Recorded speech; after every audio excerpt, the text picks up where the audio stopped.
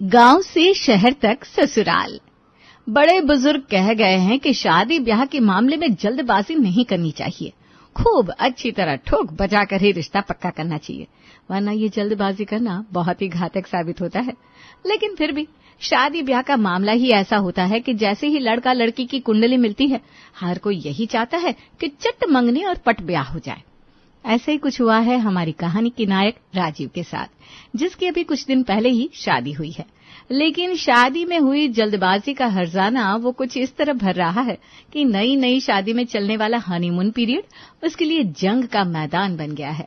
हर रोज कोमल और राजीव के बीच झगड़े ही होते रहते हैं।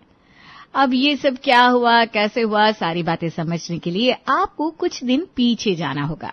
कुछ दिन पहले मम्मी, कंपनी की तरफ से मुझे एक छोटे से गांव में पोस्टिंग मिल रही है। पूरे 6 महीने के लिए मुझे वहां जाना होगा। मैं इधर तेरे लिए लड़कियां देख रही हूँ और तू पता नहीं कौन से गांव जाने की बात कर रहा है। मना कर दे अपने ऑफिस में कि तू नहीं जा सकता। तुझे पता है कितनी सारी लड़की वालों को समय दे रखा है मैंने। मम्मी, कैसी अजीब बात करती हो आप। अब आपके रिश्ते वालों से मिलने के लिए नौकरी छोड़ दूं क्या मैं?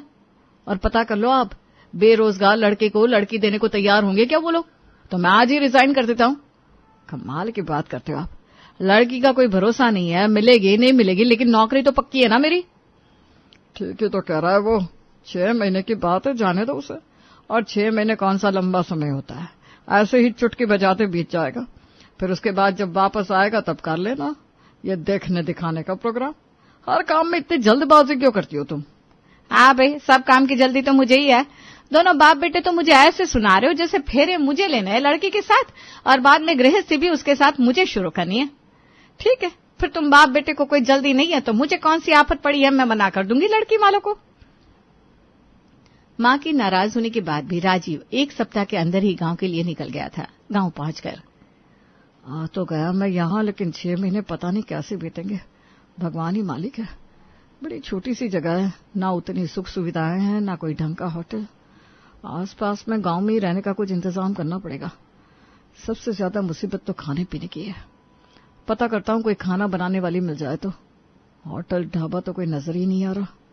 गांव में घूम फिरकर बातचीत करने के बाद राजीव को एक घर में रहने के लिए कमरा मिल गया था। लेकिन गांव में सभी लोग अपना काम खुद करते थे, इसलिए ढूंढने पर भी कोई काम वाली उसे नहीं मिल पा रही थी। राजीव को खाना बनाना आता नहीं था और इस तरह कुल मिलाकर खाना बनाने की उसके साथ बड़ी समस्या हो रही थी। बेटा तुम परेशान ना हो, तुम्हें खाना बनाना नहीं आता कोई बात नहीं, क्या फर्क पड़ता है। 2 रोटी हमारे यहाँ से बनकर आ जाया करेगी तुम्हारे लिए। तुम निश्चिंत रहो, होटल ढाबा गांव में नहीं मिल पाएगा। अभी उतना हाई